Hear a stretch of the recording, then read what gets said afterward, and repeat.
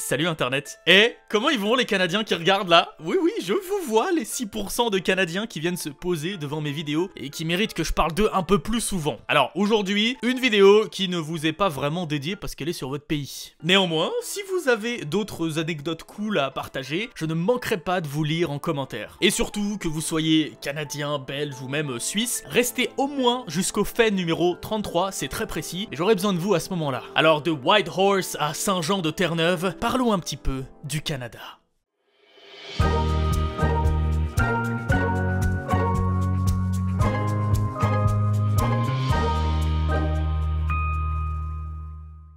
Ok, commençons par un truc qui me tient à cœur. Je me souviens dans une ancienne vidéo m'être référé aux Inuits en les appelant Esquimaux, comme on t'apprend naïvement en France quand t'es enfant. Vous êtes nombreux à m'avoir indiqué que c'était une très mauvaise pratique, hein. Ce terme est considéré comme très offensant là-bas et j'en profite donc pour m'excuser. L'écrasante majorité des Inuits vivent au Nunavut. Plus de 80% de la population là-bas sont Inuits. Et dis-toi, au Nunavut, il n'y a même pas 40 000 personnes, pour une région gigantesque. L'équivalent de la ville de Thionville hein, en nombre d'habitants, mais sur une zone grande comme, en gros, la France, plus le Royaume-Uni, plus la Belgique, plus l'Allemagne, plus l'Italie, plus la Suisse, plus l'Espagne, plus le Portugal. Je veux dire, la Lozère, c'est Paris à côté en termes de densité de population. Le Nunavut, c'est un territoire ultra récent au Canada. Il a été officialisé en 1999, 50 ans après la dernière région. Donc voilà, au Canada, il y a 13 régions, il y a 10 provinces et 3 territoires. Et oui, comme la série sur les États américains, on se fera certainement une vidéo là-dessus. Je veux vraiment que tu te rendes compte de la grandeur de ce pays. Il est si étendu que Halifax, la capitale de la Nouvelle-Écosse, est plus proche de Dublin, la capitale irlandaise, hein, qui se trouve en Europe quand même, que de Victoria, la capitale de la Colombie-Britannique, à l'autre bout du Canada. Alors ok, ça se joue à 150 bornes, mais quand même. Et puis pour aller d'un bout à l'autre du Canada sans prendre d'avion, il y a une seule solution, la route transcanadienne, la plus longue route nationale au monde. Alors, faut nuancer un petit peu parce qu'il y a des passages où plusieurs routes se chevauchent, un coup c'est une autoroute, un coup c'est une route toute simple, mais quand même quasiment 8000 km de long. Et qu'est-ce qu'il y a d'ailleurs d'ouest en est du Canada? Il y a la frontière entre Canada et États-Unis. Elle mesure 8891 km, dont 6414 de l'océan Atlantique à l'océan Pacifique. Et oui, il faut pas oublier l'Alaska dans l'histoire. 2477 km entre Canada et Alaska, c'est gigantesque hein, comme frontière. La compagnie de la baie d'Hudson date de 1670 et est la plus vieille entreprise canadienne encore existante. À la base, c'était une société de fourrure et de nos jours, c'est une énorme compagnie commerciale avec des dizaines de milliers d'employés. Le Trivial Pursuit est québécois, mais oui! Il date de 1979 et s'appelait à la base, attention, et quelques arpents de pièges. Franchement, les Québécois, je vous adore, tout ce que vous nommez est épique. Sinon, un autre jeu cool, de culture générale et beaucoup moins connu, il y a 77, hein, franchement, j'en ai entendu que du bien. C'est tout à fait objectif comme commentaire. Ils les aiment leurs ours polaires, hein. À tel point que les plaques d'immatriculation des territoires du Nord-Ouest ont une forme d'ours polaire. C'est juste trop cool. Pendant un moment, c'était la même pour le Nunavut, mais plus depuis 2012. D'ailleurs, c'est dans le Nunavut que se trouve Alerte. Il y a vraiment une ville qui s'appelle Alerte. C'est le lieu habité le plus au nord de la planète. Et vraiment, t'as envie d'y vivre, hein. Je veux dire, un endroit où en plein été, il fait 3 degrés maximum. Ça donne vachement envie aux Guyanais que je suis. Et puis, si vraiment t'as envie d'y aller, il faut emprunter l'aéroport d'Alerte, qui est évidemment l'aéroport le plus au nord du monde. Il est à un petit peu plus de 800 km du pôle Nord. L'Insectarium de Montréal. L'un des plus grands insectariums du monde. Je l'ai visité il y a plus de 15 ans, il y a quasiment 20 ans même. Je devais avoir entre 8 et 11 ans, hein, je sais plus trop exactement, mais en tout cas c'est vraiment grâce à cet endroit magique que j'ai développé une fascination pour les espèces vivantes microscopiques. Je me souviens, ils avaient des élevages de fourmis, enfin bref, c'est très rare qu'un endroit visité seulement quelques heures puisse changer à ce point les passions de quelqu'un. Il fallait que je parle de l'insectarium. On l'a évoqué dans la vidéo des lieux insolites sur Terre, Lance aux Meadows serait la première installation européenne en Amérique. C'est un super site archéologique qui aide à mieux comprendre la venue des Vikings il y a plus de 1000 ans. Et Jacques Cartier alors dans l'histoire? Il y a tellement de grands navigateurs et explorateurs français, je veux dire, entre Bougainville et Cousteau, que franchement, ça mériterait une vidéo entière. Mais concernant le Canada, il faut absolument citer Jacques Cartier, qui fut le premier Européen à remonter le fleuve Saint-Laurent et à poser le pied là où se trouve l'actuel l'actuelle ville de Montréal dans les années 1530. Mais faut aussi citer Samuel de Champlain, qui est un petit peu moins connu en France, qui lui fonda la ville de Québec au début du XVIIe siècle. C'est d'ailleurs Jacques Cartier qui nomma le Canada, mais Canada. Et ce nom est basé sur un énorme quiproquo. À la base, Kanata, ça veut juste dire village en iroquois. On sait pas trop comment ça s'est passé, hein. Il y a peut-être un iroquois qui a pointé la direction de son village en disant Kanata. Quoi qu'il en soit, Cartier a par la suite utilisé le mot Canada, hein, qui ressemble phonétiquement, pour désigner toute la zone, et pas juste le village. Et sans transition, voici le McLobster, un burger slash hot dog dispo chez McDo au Canada à certaines périodes de l'année. Les Canadiens achètent du homard chez McDo, yes. Après, c'est pas étonnant, hein, le Canada pêche beaucoup de homards, des dizaines de milliers de tonnes par an. Et le record absolu de taille d'un homard date de 1977, il faisait 20 kilos. En moyenne, dans le commerce, les homards dépassent rarement les 1 kg. Avec 5 millions de kilomètres carrés, il y a quasiment 50% du Canada qui est recouvert de forêts. 10% des forêts du monde se trouvent au Canada. Deux des plus grands lacs du Canada, et du monde d'ailleurs, se trouvent dans les territoires du nord-ouest. Le Grand Lac des Esclaves et le Grand Lac de l'Ours. Ce dernier fait à peu près la taille des régions PACA ou Pays de la Loire, hein, pour vous faire une idée.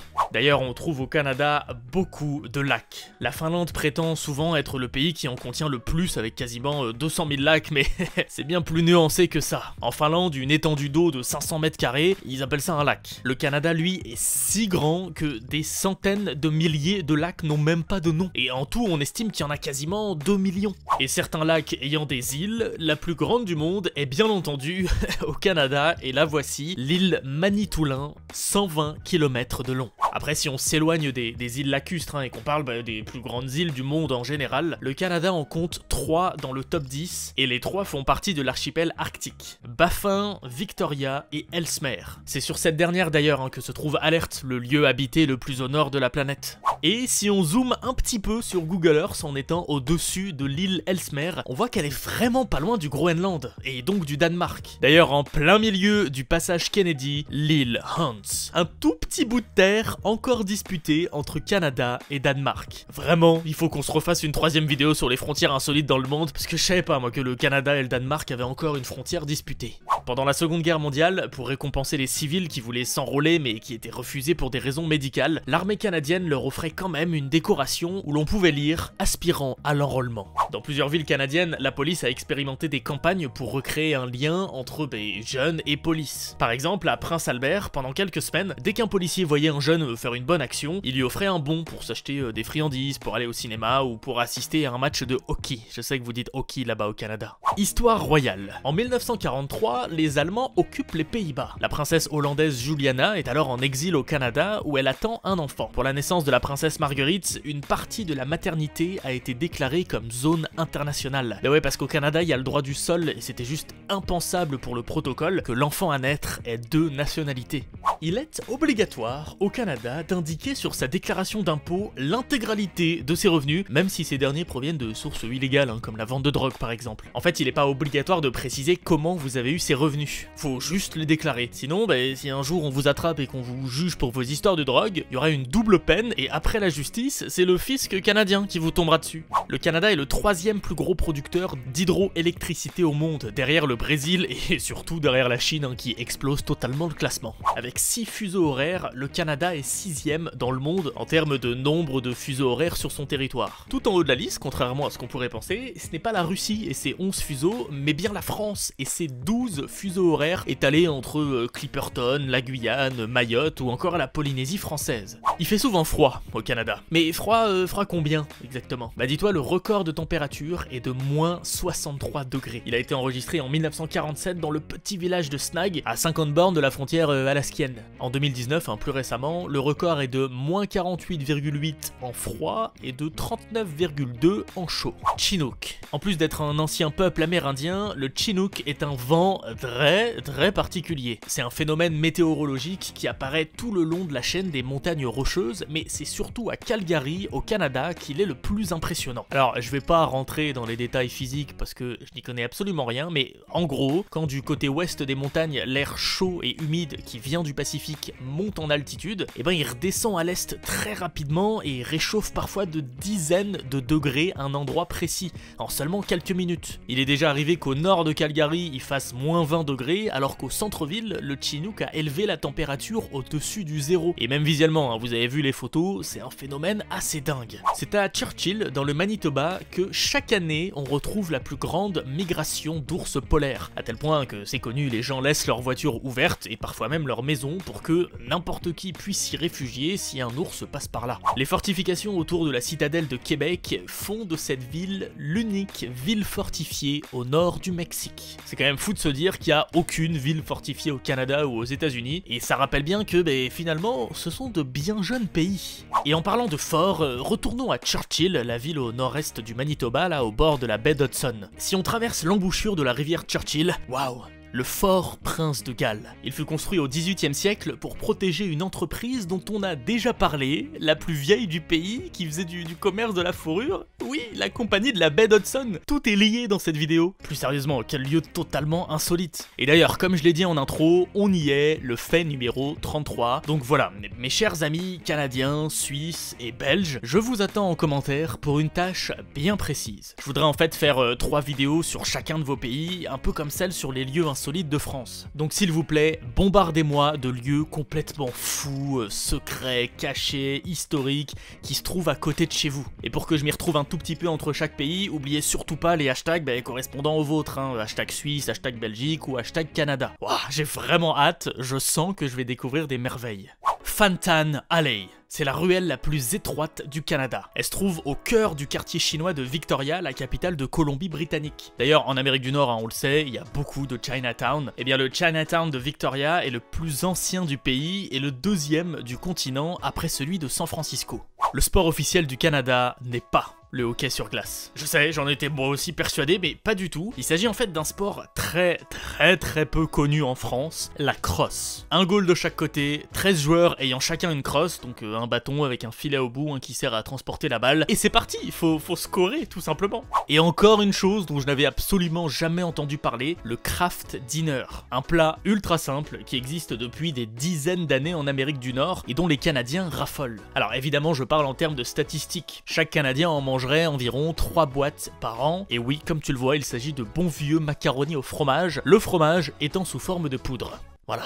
L'épicerie J.A. Moisan a été ouverte en 1871 et c'est la plus vieille épicerie d'Amérique du Nord encore en fonctionnement. Bon, malheureusement au moment où sort cette vidéo, en janvier 2020, elle a pas mal de difficultés et elle a été mise en vente. Maintenant, faut croiser les doigts pour que le repreneur la maintienne en tant qu'épicerie. Il y a une belle tradition de totem au Canada. Et il y a surtout certains des plus hauts du monde, comme par exemple celui de Victoria qui mesure quasiment 40 mètres de haut, ou encore celui de Alert Bay et c'est 53 mètres. À Toronto ou encore à Montréal, on trouve tout un réseau souterrain pédestre. À chaque fois, des dizaines de kilomètres de tunnels qui relient entre eux des bureaux, des magasins ou encore des stations de métro. Une vraie vie souterraine, bien pratique, en plein hiver par exemple, quand il caille bien sa race à l'extérieur. Techniquement, le Canada s'est fait envahir plusieurs fois par les États-Unis, en 1775 ou en 1812 par exemple. Alors ok, c'était avant l'indépendance du Canada, mais quand même. En 1789, la célèbre Constitution américaine est adoptée. Ce que l'on sait un petit peu moins, c'est qu'en 1781, une espèce de pré-constitution est utilisée, elle s'appelait les articles de la Confédération. Et un de ces fameux articles disait que si le Canada voulait rejoindre l'union des 13 États fondateurs, eh ben il le pouvait, hein. Il n'y avait pas besoin de vote, il serait juste directement intégré à la bande, genre c'était vraiment marqué dans la loi. À l'ouest du Canada, le canal de Slingsby, en son sein Tourette Rock, qu'on appelle aussi Trumbull Island. Elle porte ce nom à cause du phénomène que tu vois sur la photo, des rapides complètement folles et qui seraient tellement puissantes qu'elles feraient trembler la petite île. Ces rapides ont un nom, les Naquacto rapides. Le courant le plus puissant du monde, 30 à 40 km/h. Autre lieu insolite, et pour moi, et bien évidemment pas du tout pour ceux qui vivent dans cette belle ville qu'est Québec, le château Frontenac. Vraiment, c'est pour moi l'un des plus beaux hôtels du monde, et tout simplement, voilà, j'ai pas vraiment d'argument, je le trouve juste magnifique, et je rêve d'y passer une nuit, il fallait que je vous en parle dans cette vidéo. Ce n'est pas un cliché, le Québec produit plus des 2/3 de la production mondiale de sirop d'érable. Et pour en avoir goûté pas mal via de gentils abonnés qui m'en ont envoyé, bordel ce que c'est bon votre truc! Voici le lac Athabasca, entre entre le Saskatchewan et l'Alberta. A priori rien de fou, c'est un lac énorme comme il y en a plusieurs au Canada, on l'a vu, mais si on zoome un petit peu, on distingue clairement au sud du lac de véritables dunes de sable. C'est assez fou, mais ouais, ce sont des dunes de sable les plus au nord du monde et ça a vraiment l'air magnifique. Et évidemment, qui dit millions de lacs, dit au moins un Loch Ness canadien. L'Ogopogo serait une créature mythique vivant dans le lac Okanagan, et comme le Loch Ness, il y a plein de photos et de vidéos qui essayent de prouver son existence. Greenpeace est une ONG canadienne. Elle est née en 1971 à Vancouver. La cible du plus grand vol canadien de l'histoire était évidemment du sirop d'érable. C'est beaucoup trop canadien comme histoire. Entre 2011 et 2012, des milliers de barils de sirop qui étaient stockés dans des réserves furent siphonnés. Certains barils furent remplis avec de l'eau et d'autres juste laissés vides. Alors ça peut faire sourire, mais on parle quand même d'une valeur totale de 18 millions de dollars. C'est considérable comme vol. Le mont Thor, en plus d'avoir un nom vraiment trop badass, est une montagne ultra impressionnante. Sa façade rocheuse est l'une des plus grandes parois verticales au monde, plus de 1200 mètres. Et oui, il y a vraiment des fous d'escalade qui s'amusent à grimper dessus. En 1993, Kim Campbell fut pendant quelques mois la première femme première ministre du Canada et la seule depuis. La Westboro Baptist Church est un groupe d'Américains chrétiens complètement extrémistes qui passent leur temps à protester contre toutes les religions, les gays et à peu près tout ce qui est un petit peu différent d'eux. Il leur arrive même d'organiser des manifestations lors de l'enterrement de soldats américains qu'ils considèrent morts en partie à cause des homosexuels. Enfin bon, vous voyez un petit peu les gugus, hein. Bah dites-vous, après avoir voulu faire d'eux-mêmes lors d'un enterrement au Canada, ils sont tous interdits de séjour dans le pays. Voilà, c'est expéditif comme ça. La pizza hawaïenne et son fameux ananas seraient une création canadienne. Alors c'est évidemment difficile de prouver ça à 100%, mais ouais, tout porte à croire qu'elle sortirait de l'esprit de ce monsieur, Sam Panopoulos, un restaurateur gréco-canadien. Sur le recto de cette pièce d'$1 canadien, ce n'est pas un canard, mais un plongeon huard, un oiseau qu'on retrouve un petit peu partout au Canada. Cet oiseau en anglais, il se dit loon. Et puis progressivement, le terme loonie a donc désigné cette pièce de $1, puis le dollar canadien en général. À tel point que lorsque la pièce de $2 est arrivée, on l'a appelée Toonie pour la blague.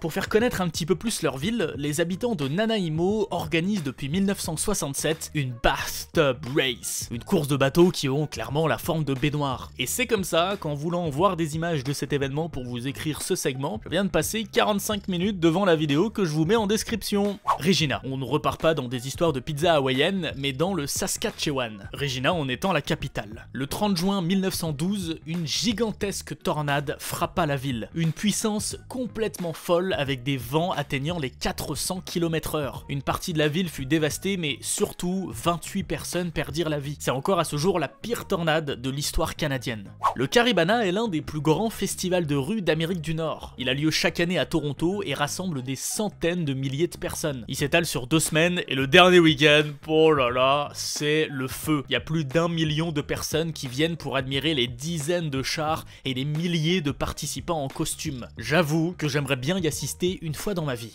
Il existe une loi au Canada qui dit que toute personne qui empêche, interrompt ou gêne une personne dans l'emploi, la jouissance ou l'exploitation légitime d'un bien risque jusqu'à 2 ans de prison. Théoriquement, en extrapolant un petit peu, si vraiment une odeur pestilentielle émane de toi et que tu te rends dans un bien privé ou public, eh ben tu peux te faire arrêter. Théoriquement, encore une fois. C'est assez connu qu'environ 90% des Canadiens vivent à moins de 200 km de la frontière avec les États-Unis. Mais c'est assez simple de comprendre pourquoi. Les 3 plus grosses zones démographiques du pays, c'est Montréal et sa région, Toronto et la région des Grands Lacs, et tout le coin de Vancouver, à l'extrême ouest du pays. Et comme vous le voyez sur les cartes, ces 3 zones sont toutes très proches de la frontière. Enfin voilà, faut pas s'imaginer que tous les Canadiens vivent équitablement le long de la frontière. Je peux t'assurer qu'au milieu de la frontière, là, genre à l'extrême sud du Saskatchewan, il y a vraiment pas grand monde.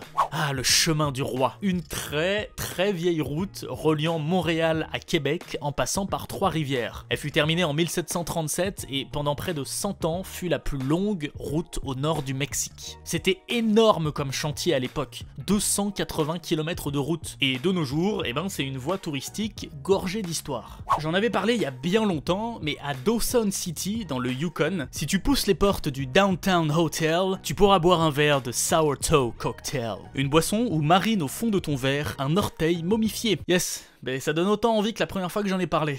Pour la je ne sais combien de fois, retournons dans le Manitoba, à Churchill, où se trouve une prison à ours polaires. Ah non mais je t'ai dit, hein, c'est un truc important là-bas l'ours blanc. Et puis ils appellent ça prison sur place, mais en vrai c'est plus une espèce de chenil où sont enfermés certains ours polaires jugés dangereux avant d'être relâchés à des endroits plus safe pour l'homme. Mais si on veut parler de vraies prisons, pas mal de villes au Canada prétendent posséder la plus petite du pays. Mais la grande gagnante semble être Rodney, dans l'Ontario, et sa minuscule prison de 4,3 sur 5,4 mètres. Entre les villes d'Ottawa et de Kingston coule le canal Rideau, qui est classé au patrimoine mondial de l'UNESCO d'ailleurs. L'hiver, une portion de ce canal devient la plus longue patinoire au monde. C'est super bien entretenu, c'est rempli de sportifs, et ça fait surtout l'équivalent de 90 patinoires olympiques. Toute une zone au nord du Canada, qui s'étend du Yukon au Nunavut, est parfois qualifiée de terre au soleil de minuit, à cause du fait qu'à des moments précis de l'année, eh bien le soleil ne se couche même plus. De 1984 à 2008, la vente de boissons gazeuses en canettes ou en bouteilles plastiques était totalement interdite dans la province de l'île du Prince-Édouard. La loi imposait la vente de ces sodas dans des bouteilles en verre réutilisables. Et je trouve ça fou de revenir comme ça sur des évolutions cool. Le Canada est gigantesque, mais n'est vraiment pas beaucoup peuplé. Il y a 8 fois moins de personnes qu'aux États-Unis pour une surface assez similaire. Ça place le Canada à la 10e place des pays les moins peuplés et 11e place si on y inclut ma petite Guyane natale. En 1917 a eu lieu l'explosion ayant fait le plus de victimes dans l'histoire, alors hors Hiroshima et Nagasaki évidemment. Lorsqu'un bateau norvégien et un cargo français rempli de munitions se percutent à Halifax, à l'est du pays, c'est 2000 personnes qui trouvent la mort et des millions d'autres qui furent blessés. Les Canadiens utilisent fréquemment, en anglais, une interjection précise « Hey, hey !» Bon, je sais pas du tout quelle est la bonne intonation, mais c'est un peu l'équivalent de notre « hein ?» Sauf que bon, la leur d'interjection est reconnue et a sa définition dans le Oxford English Dictionary, le dico de référence en anglais. À quand le « hein » dans le Petit Robert? On se le demande tous. Même si le caribou est l'animal emblématique du pays et qu'on en trouve encore beaucoup dans certaines zones, eh bien dans d'autres zones, les baisses de population sont dramatiques. Au Québec par exemple, il est vraiment en train de disparaître et les différents troupeaux semblent se déplacer de plus en plus vers le nord. Les réserves de pétrole au Canada sont monstrueuses. Le pays est dans le top 5 des plus grosses réserves, après le Venezuela, l'Arabie Saoudite ou encore l'Iran. Les Canadiens raffolent de donuts. On y trouve le plus de magasins de donuts par personne, et cet amour est en grande partie dû au succès d'une chaîne de fast-food bien de chez eux, spécialisée dans le donut, Tim Hortons, et ses milliers de restos partout dans le monde. En plus d'être une ville, Wasaga Beach est surtout une plage, la plus longue plage d'eau douce du monde. Je sais pas s'il y a un terme précis pour une plage d'eau douce, mais voilà, c'est une ville et une plage qui se trouve sur les bords de la baie georgienne du lac Huron. Un très bon spot touristique pour profiter un petit peu de ses vacances. En comptant les aires urbaines, après Paris, Kinshasa et Abidjan, Montréal est la 4e ville francophone la plus peuplée au monde. Alors autant je savais que le capybara était le plus gros rongeur du monde et peut vraiment atteindre des tailles surprenantes, autant j'ignorais totalement que le 2e dans la liste était le castor américain, qu'on retrouve en très grand nombre au Canada. Abbotsford semble être la ville au Canada où il pleut le plus souvent. 174 jours de pluie par an en moyenne. Un jour sur deux, il pleut. Le Canada est indépendant depuis 1867. Le drapeau actuel du Canada, avec la feuille d'érable et les bandes rouges, date lui de 1965, soit quasiment 100 ans après. En fait, pendant 100 ans, le Canada a utilisé un autre drapeau, celui-ci, mais officieusement, puisqu'il n'a jamais été officiellement adopté par le Parlement. Et pour les plus courageux d'entre vous, ceux qui sont encore là à la fin de cette vidéo, vous mes chers amis fidèles, je vous invite à lâcher un bon #TeamDildo en commentaire. Pourquoi? Parce que pour finir, je voulais absolument vous présenter le village de Dildo sur l'île de Terre-Neuve. Voilà, je trouvais ça intéressant que vous sachiez que quelque part au Canada, des gens peuvent dire « Me, I love my city. I love Dildo ». Et si vous savez pas ce que ça veut dire, mais en fait c'est peut-être pas plus mal, hein. Encore un énorme merci d'avoir partagé ce moment, cette vidéo avec moi. J'espère que vous aurez appris quelques petits trucs et surtout que vous aurez pris le temps de me faire découvrir des lieux insolites de chez vous, si vous êtes belge, suisse ou canadien, parce que j'ai franchement hâte de lire vos commentaires. Et oui, cette vidéo est la première de l'année 2020, la chaîne vient d'avoir 5 ans, on est donc dans la 6e année de Doc7, on est 2 millions dans la communauté, c'est que des chiffres complètement fous. Franchement, vivement la 7e année, ce sera une année, comment dire, très symbolique, d'autant plus que je compte vous réserver une surprise complètement Comment il dit d'habitude? Ah ouais, complètement stylé. Allez, je vous dis à très vite pour une nouvelle vidéo. Salut Internet.